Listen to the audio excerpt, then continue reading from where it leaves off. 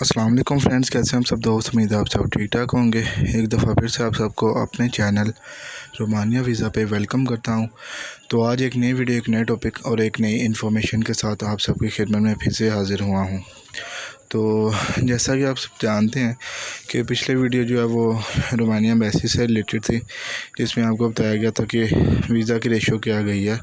सितंबर के महीने में जो उन्होंने 27 सितंबर को जितने लड़के बुलाए थे जिनको पासपोर्ट उन्होंने वापस करने थे, उन सब के जो है वो वीज़ा उन्होंने रिजेक्ट कर दिए।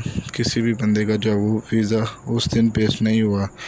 दूसरी बात ये थी कि जो लड़का वहाँ पे गया था पासपोर्ट लेने, उससे बात हुई। उसने बताया कि मैं जो है वो जब वहाँ पे पहुँचा मैंने पासपोर्ट लिया उनसे, तो वहाँ पे रिफ्यूज़ल की स्टैंप लगी थी पासपोर्ट पर, उसके साथ जो रिफ्यूज़ल पेपर होता है वो मिला उसको, और बाकी उसके डॉक्यूमेंट जो उसने जमा करवाए थे वो भी उसको वापस कर दिए गए। उसके अलावा उसने बताया कि मेरे पता करने के ऊपर जो है वो मुझे ये चीज़ बताई गई है कि तकरीबन 80 से 85 बंदे सुबह के अभी तक जो पासपोर्ट लेने आए हैं उन सब के जो है वो वीज़ा रिजेक्ट हैं।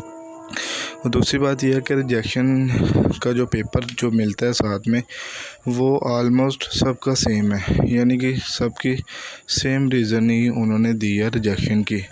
अब वो रीज़न जो है वो कुछ समझने में नहीं आ रही कि वो रीज़न आखिर है क्या।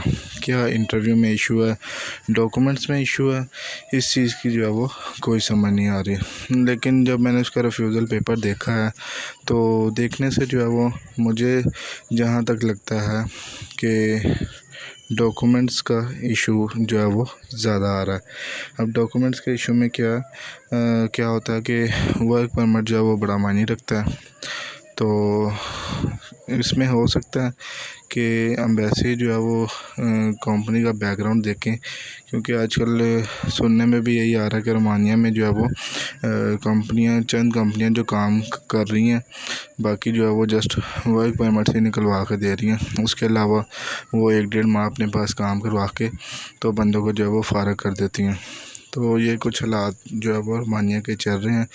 तो मैं भी इस वजह से जो है वो एम्बेसी वीज़ा रिजेक्ट कर रही हूँ। दूसरी बात यह है कि अगर आपका वर्क परमिट एक्सपायर हो गया हुआ तो आपकी अपॉइंटमेंट चल रही है या आपने इंटरव्यू दे दिया, तो उसी वीज़ा पेस्ट होने के टाइम पीरियड में अगर आपका वर्क परमिट एक्सपायर हो जाता है तो बहुत ज़्यादा चांस है वीज़ा रिजेक्ट होने के। या आपका कोई भी डॉक्यूमेंट्स जैसा कि पुलिस करेक्टर सर्टिफिकेट हो गया, उसके अलावा पोलियो सर्टिफिकेट हो गया, ये जो चंद डॉक्यूमेंट्स हैं अगर जो है ये एक्सपायरी इनकी हो जाती है, क्योंकि एम्बेसी जो है वो पहले ऐसा करती थी कि अगर आपका कोई पेपर एक्सपायर हो जाता था तो वो आपको बुलाती थी ईमेल करके और आपको कहती थी कि ये पेपर जो है वो हमें दोबारा सबमिट करवाएं बनवा के, तो उसके बाद जो वो वीज़ा लग के आपको मिल जाता था। लेकिन अब जो है वो एम्बेसी ऐसा बिल्कुल भी नहीं कर रही है। एम्बेसी जो है वो अब सीधा वीज़ा ही रिजेक्ट कर रही है और रिजेक्शन रेट बहुत ज़्यादा हाई है। 90 to 95% रिजेक्शन रेट चल रही है एम्बेसी में। तो दूसरी बात यह है कि एम्बेसडर का जो सीन था कि एम्बेसडर वापस आए हैं या नहीं, तो उस टॉपिक पे मेरी एक भाई से बात हुई थी, तो उनके मुताबिक जो है वो 26 तारीख से जो है वो एम्बेसडर वापस आ गए हैं और एम्बेसी भी ओपन हो गई है।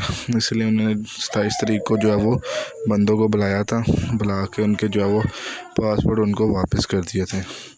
तो यही कुछ डिटेल्स जो है वो चल रही हैं, कुछ डिटेल जो शेयर करनी थी। दूसरी बात यह है कि अगर आपके वीज़ा जो है वो रिजेक्ट हो रहा है, काफ़ी ज़्यादा जो है वो वीज़ा आजकल रिजेक्ट हो रहे हैं, तो उसका फिर क्या सलूशन होगा। उसका ये सलूशन है कि आपको अगेन जो है वो अपॉइंटमेंट अप्लाई करनी पड़ेगी और वेट करना पड़ेगा अपॉइंटमेंट का, और सेम पहले जैसा ही प्रोसीजर होगा। आपका इंटरव्यू होगा, डॉक्यूमेंट सबमिट होंगे, फ़ीस सबमिट होगी और जो पिक्चर वगैरह वो लेते हैं सारा सीन वही होगा और इसी वर्क परमिट के ऊपर होगा।